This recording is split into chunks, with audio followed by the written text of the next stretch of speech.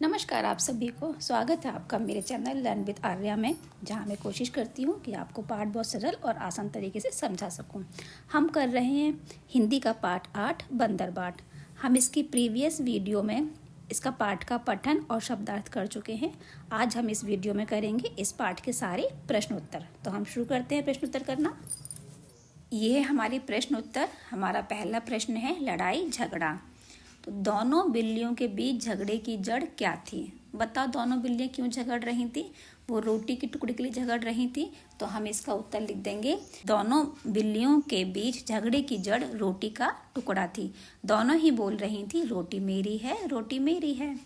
उनके झगड़े का हल कैसे निकाला गया? बंदर ने पूरी रोटी खा करके उन दोनों के बीच झगड़े को ही समाप्त कर दिया। तुम किस किस के साथ अक्सर झगड़ते हो? बताओ तुम किससे झगड़ते हो? तो हम लिखेंगे, मैं अपने भाई बहन और मित्रों के साथ में झगड़ता हूँ। झगड़ते समय तुम क्या क्या करते हो? बताओ क्या करते हो झगड़ते समय? झगड़ते समय हम एक दूसरे के ऊपर चिल्लाते हैं, गुस्सा हो जाते हैं, चीज़ें छीन लेते हैं खाने पीने की और भी जो पसंद होती हैं वो। तो हम इसका उत्तर लिख देंगे कि झगड़ते समय हम एक दूसरे की खाने की चीज़ें छीनते हैं, एक दूसरे से गुस्सा हो जाते हैं और एक दूसरे को कभी कभी मार भी देते हैं और एक दूसरे के ऊपर चिल्लाने भी लगते हैं। जब तुम किसी से झगड़ते हो तो तुम्हारा फैसला कौन करवाता है?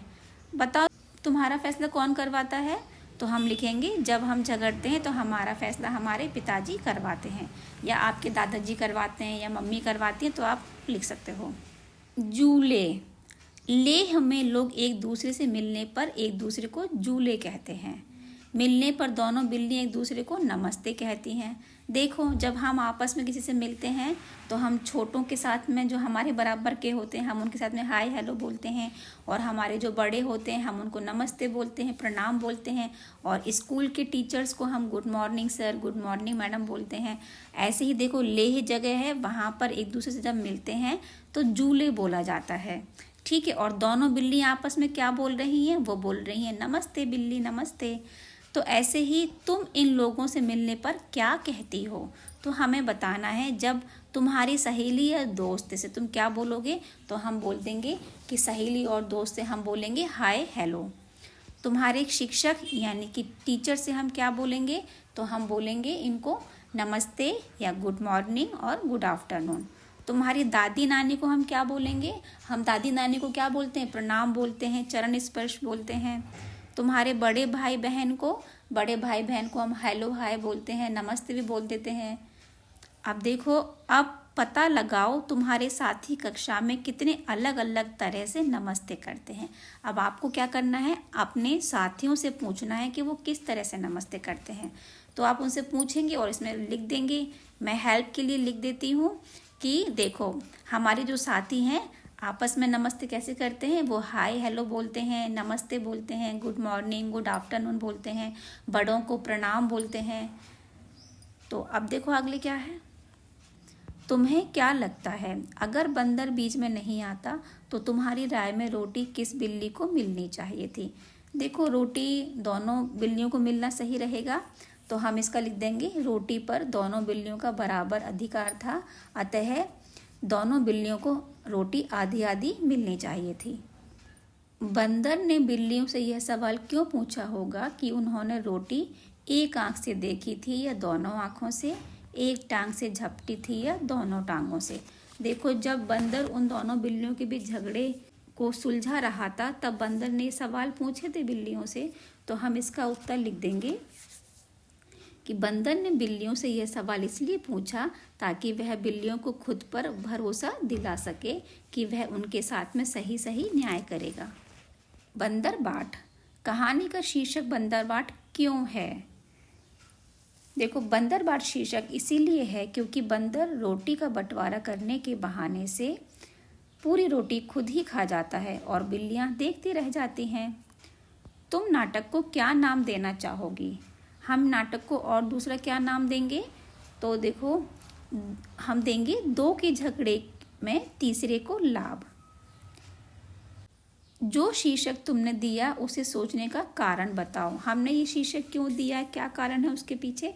तो हम लिख देंगे, दोनों बिल्लियां रोटी को लेकर झगड़ा करती हैं। तभी बंदर उनके बीच रोटी के बंटवारे के लिए बीच में आता है। वह रोटी को 2 टुकड़े करके बराबर करने के बहाने पूरी रोटी खुद ही खा लेता है। इस प्रकार से 2 के बीच में तीसरे को लाभ हो जाता है। इसीलिए हमने इसका नाम लिखा कि 2 के बीच में तीसरे को लाभ। माप तौल। बंदर ने रोटी बराबर बांटने के लिए तराजू का इस्तेमाल किया।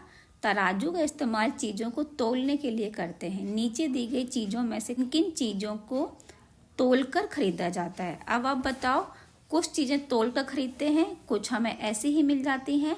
तो इसमें से कौन कौन सी चीज़ें हैं जो तौलकर मिलेंगी? तो देखो, ये बॉटल में कुछ है, ये नहीं तौलेंगे। ये खरबूजा है तो ये तौलकर मिलेगा। रबर हमको ऐसे ही मिल जाती है। ये तरबूज है, ये भी हमको तौलकर मिलता है। ये कोई तौलिया है, ये ऐसे ही मिल जाएगा। केला है, केला हमको तौलकर भी मिल जाता है और ये गिनती से भी मिल जाता है। चावल है, हमको तौलकर मिलता है। देखो, ये नारियल का पेड़ है, जहाँ नारियल है ये हमको तौलकर नहीं मिलता, ये हमको गिनती से मिल जाता है।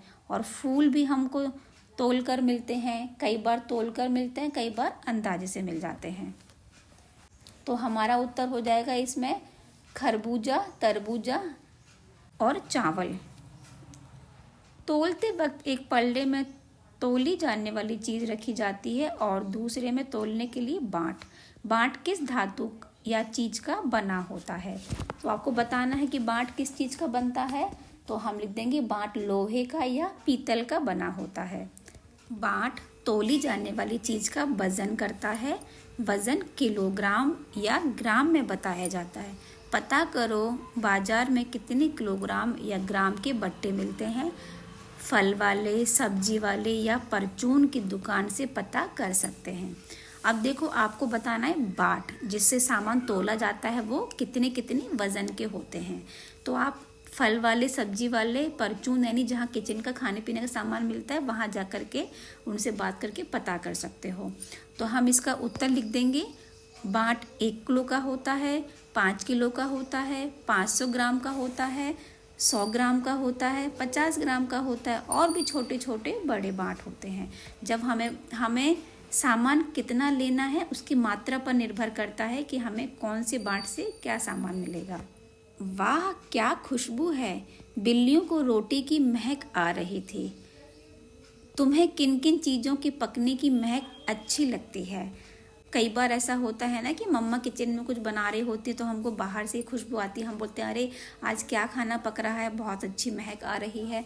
तो हम इसका उत्तर लिख सकते हैं हलवा, पकोड़े, शाही पनीर, राजमा की सब्जी, छोले की सब्जी, पुलाव और वेज बिरयानी। इस तरह से बहुत सारी चीज़ें हैं, हमें इनकी महक अच्छी लगती है। आपको और भी चीज़ें हैं जो अच्छी लगती हैं, जैसे कढ़ी बनती है, कढ़ी भी अच्छी लगती है। और किन किन चीज़ों की महक आती है जो खाने से जुड़ी नहीं है? अब बहुत सारी चीज़ें ऐसी होती हैं जो खाने की नहीं है पर हमें उनकी महक पसंद आती है। जैसे साबुन की सुगंध होती है, जूते की पॉलिश की गंध होती है।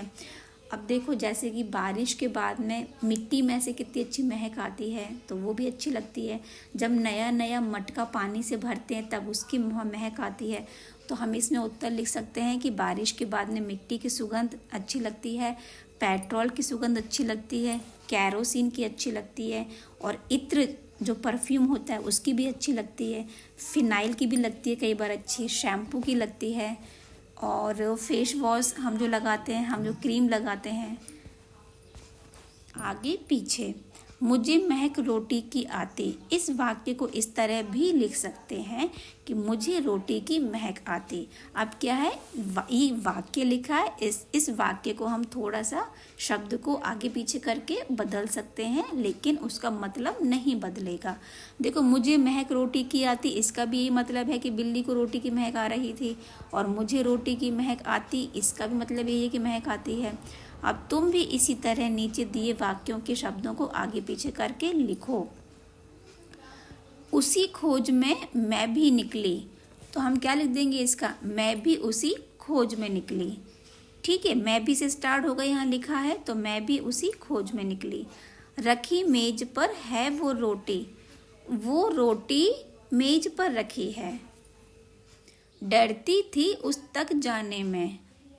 अब यहाँ आगे नहीं लिखा है तो हम अपने हिसाब से लिख देंगे कि उस तक जाने मैं डरती थी। मैं ले जाने तुझे न दूंगी, मैं तुझे ले जाने नहीं दूंगी। जो पहले देखे हक उसका है रोटी पर, जो पहले देखे उसका रोटी पर हक है। एक और बंटवारा।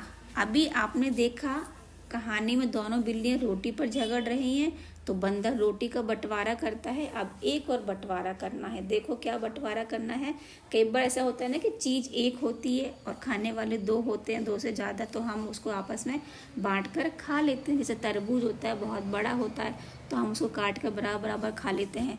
ऐसे ही एक और बंटवारा है। अब देखें क्या बंटवारा है। अगले दिन दोनों बिल्लियों को एक तरबूज मिला। क्या मिला दोनों को? तरबूज। दोनों सोचने लगी इस तरबूज को कैसे बांटा जाए कि तभी फिर से बंदर आ गया। आगे क्या हुआ होगा? अब देखो, दोनों बिल्लियों को पता है कि ये बंदर तो हमारी पूरी रोटी खा गया था, हमें कुछ भी नहीं मिला था। अब यदि हम तरबूज देंगे इसको बांटने के लिए तो ये फिर सारा तरबूज खा जाएगा और हमें कुछ नहीं मिलेगा। तो अब ये क्या लिखेंगी? हम कहानी को बदल देते हैं पहले से अलग, क्योंकि अब तो बिल्लियाँ समझदार हो गई हैं ना। तो हम लिखेंगे बंदर ने बिल्लियों से कहा तरबूज मेरे पास लाओ, मैं बराबर बराबर तुम दोनों में बांट दूंगा। बिल्लियों को बंदर की चालाकी के बारे में अच्छी तरह से पता था, तो दोनों ने फौरन कहा नहीं नहीं, हम अपने आप से आपस में इसे बांट लेंगी। अब हमारी बुद्धि खोटी नहीं रही, हमारे अंदर समझदारी आ गई है। इतना सुनते ही बंदर वहां से चुपचाप भाग गया और बिल्लियों ने आपस में प्यार से तरबूज बांट करके खा लिया। माथा पच्ची।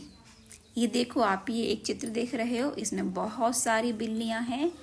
तो प्रश्न क्या है हमारे लिए? कट्टू बिल्ली बगीचे में अपने भाई बहनों के साथ खेल रही थी।